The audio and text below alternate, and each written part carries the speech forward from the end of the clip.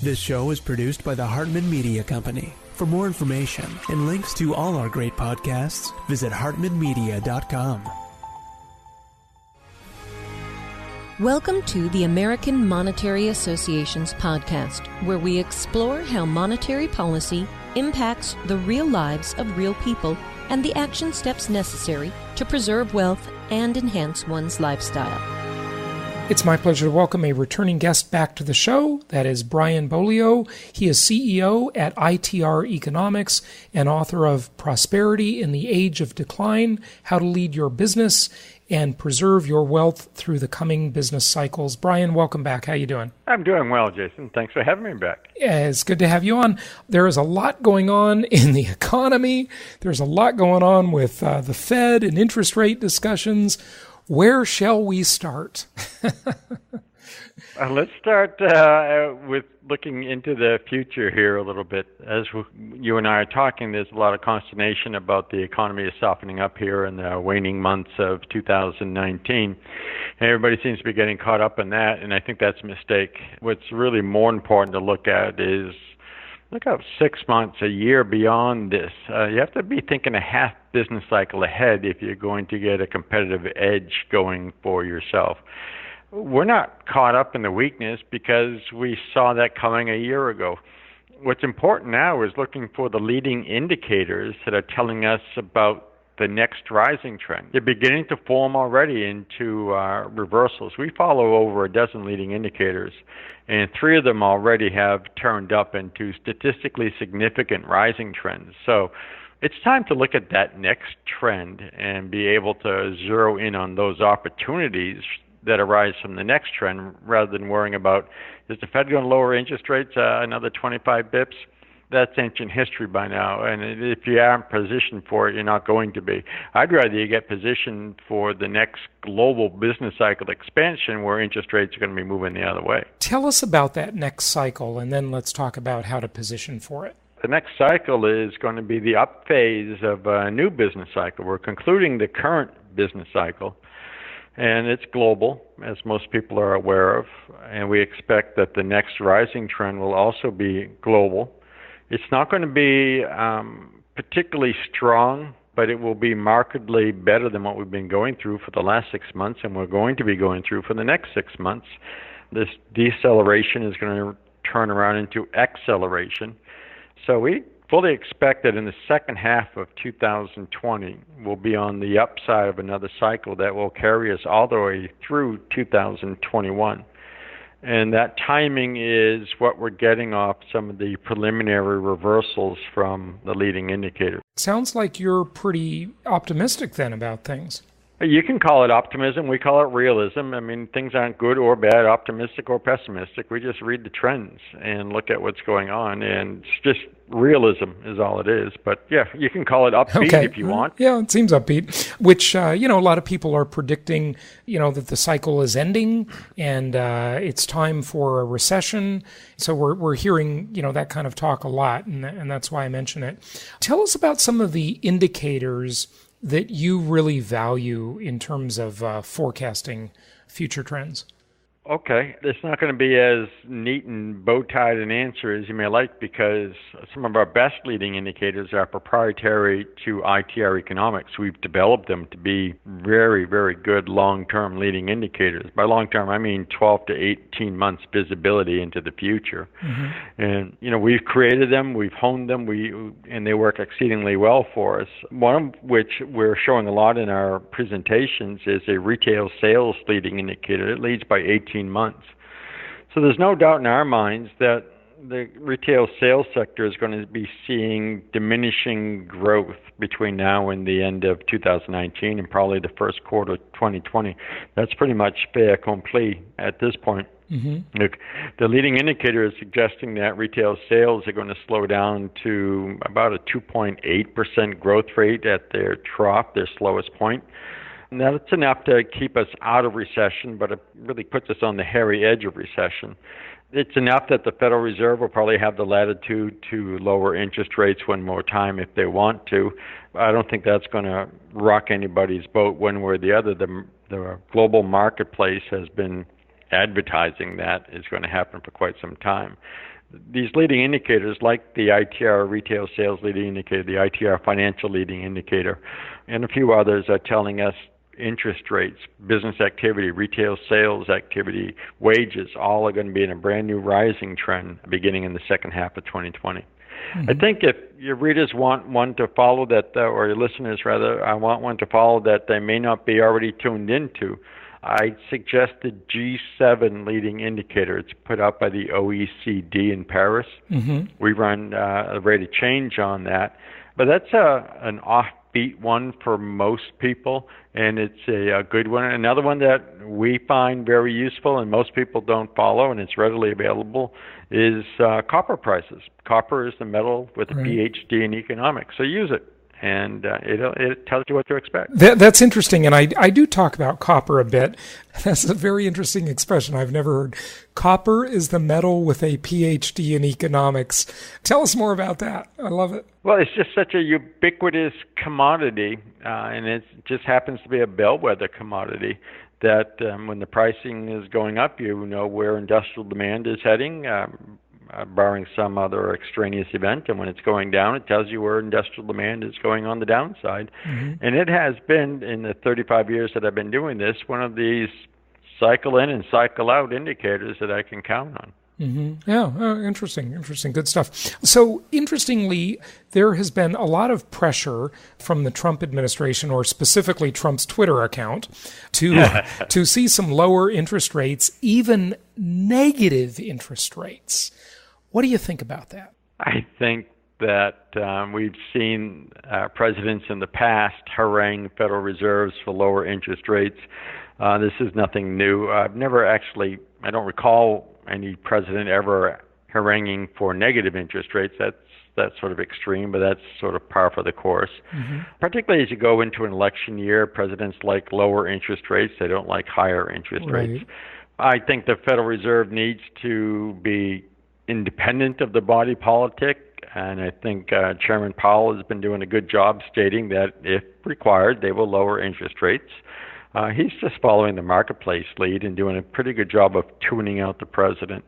It's not beyond most people's understanding that lower interest rates also helps a real estate investor more than your average person out there, and our president is a real estate investor, so he needs those lower interest rates for two very good reasons. Yeah, I like to say that Trump is our first real estate president, if you will. Very good. Yeah, very interesting, very interesting. Well, what else do you want people to know? I know we've got to wrap this interview up kind of in short order, but maybe any things I haven't asked you about.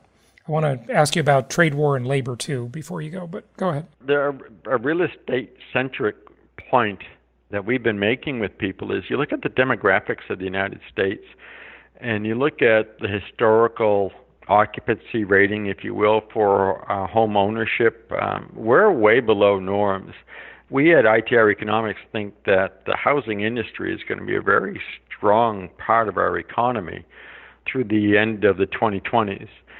That doesn't mean it won't have some ups and downs. Cycles are always going to happen, but the underlying trend, the secular trend, is going to be quite positive for the housing industry, both in terms of volume, in terms of builders, in terms of realtors, in terms of lumber yards. I mean, it's going to be a good part of our economy. We've taken a bit of a hit for various and sundry reasons, but it's catching its breath, and I think you're going to be enjoying the rise that's about to happen. Yeah, very, very interesting perspective. So talk to us a little bit about trade, if you will, and, this constant talk of the trade war. And I think the media has portrayed that really in a very lopsided fashion, not talking about the good that comes out of it in terms of American jobs.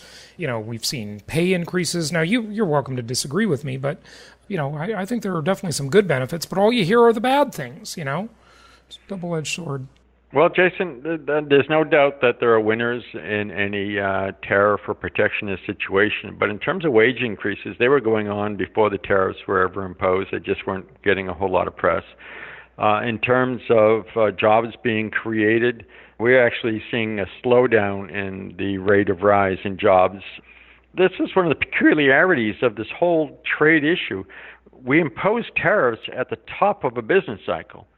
Traditionally, you impose tariffs or other forms of protection to stimulate U.S. job, quote-unquote, creation, and to protect local industries, U.S. industries, because they can't compete on the global sphere. And that was initially the rationale. And what had me befuddled from the very beginning is, if we're trying to stimulate employment, where are we going to get the people? We don't have a supply of labor to satisfy the demand.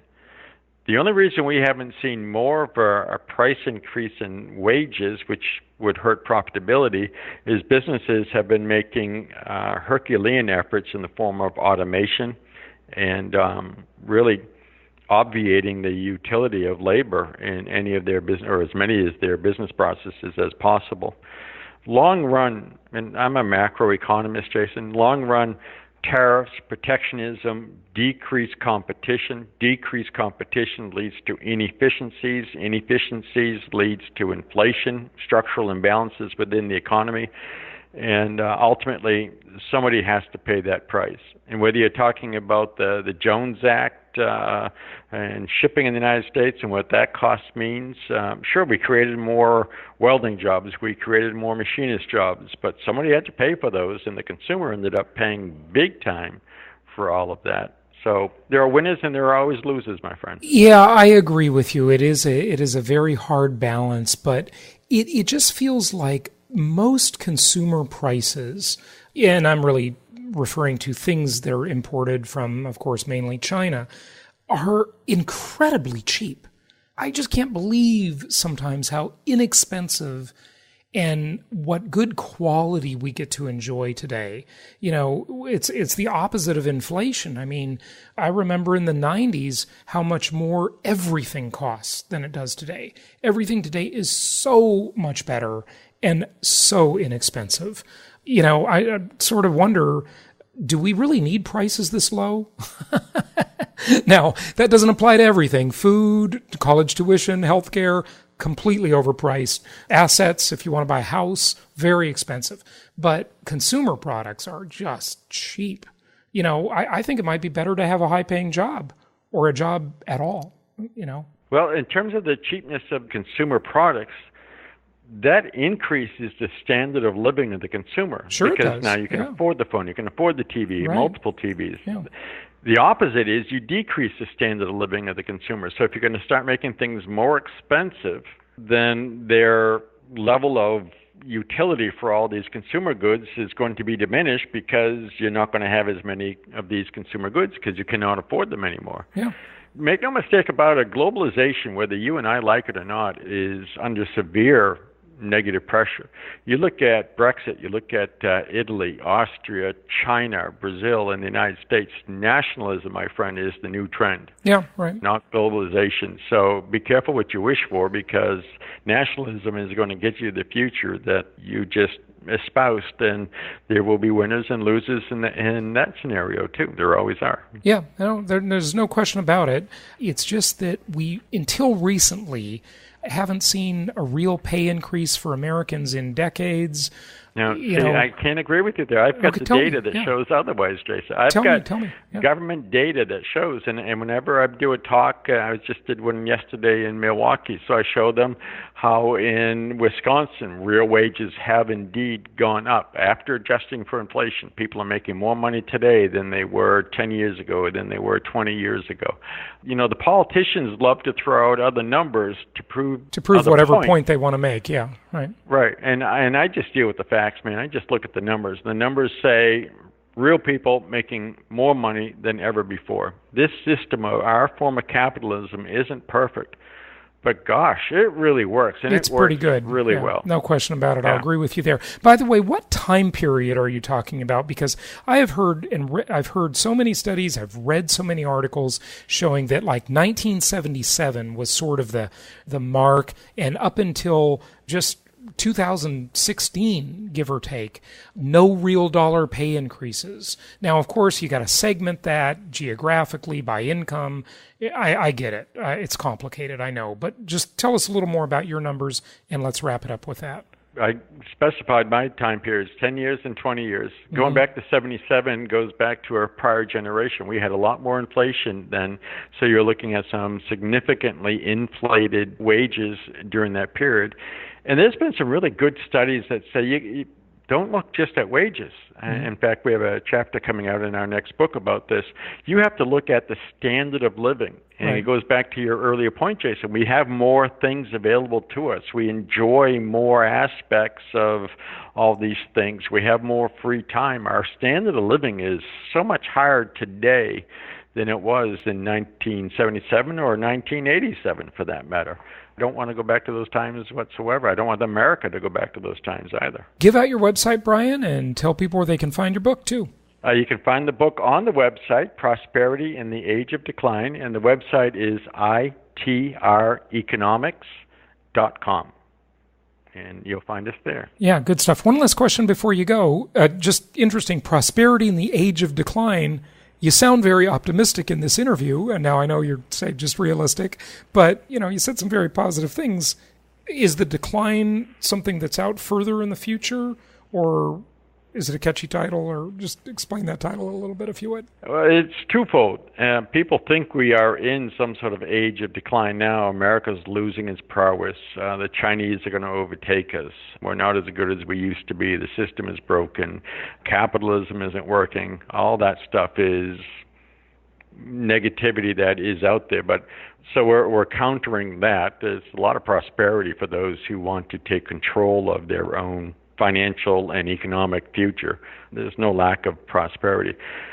We are concerned about a future date that isn't in the next 8 years, further out than that, where our government's free spending ways, and my friend, I'm sure you've been looking at how fast the national debt has been increasing here in the United States. I'm sure you're aware of how fast China is just subsidizing their growth with a house of cards called debt. Yeah. The world is increasingly awash in it, and primarily led by China and then the United States and then Japan. That can't go on forever. There are people out there that want you to think that it can go on forever, hence the new monetary theory, modern monetary theory. MMT, it's called MMT. Yeah, right. Which is just a joke, but Yeah, it's part of how we're going to rationalize our lack of fiscal responsibility. That gets you into a whole lot of trouble eventually. Yeah, well, I agree with you about MMT. All right, Brian, thanks for joining us, and happy investing. Thanks for having me on, Jason. I appreciate it. Look forward to the next time. Always good talking to you. Thank you so much for listening. Please be sure to subscribe so that you don't miss any episodes. Be sure to check out the show's specific website and our general website, hartmanmedia.com, for appropriate disclaimers and terms of service. Remember that guest opinions are their own, and if you require specific legal or tax advice or advice in any other specialized area, please consult an appropriate professional. And we also very much appreciate you reviewing the show. Please go to iTunes or Stitcher Radio or whatever platform you're using and write a review for the show. We would very much appreciate that.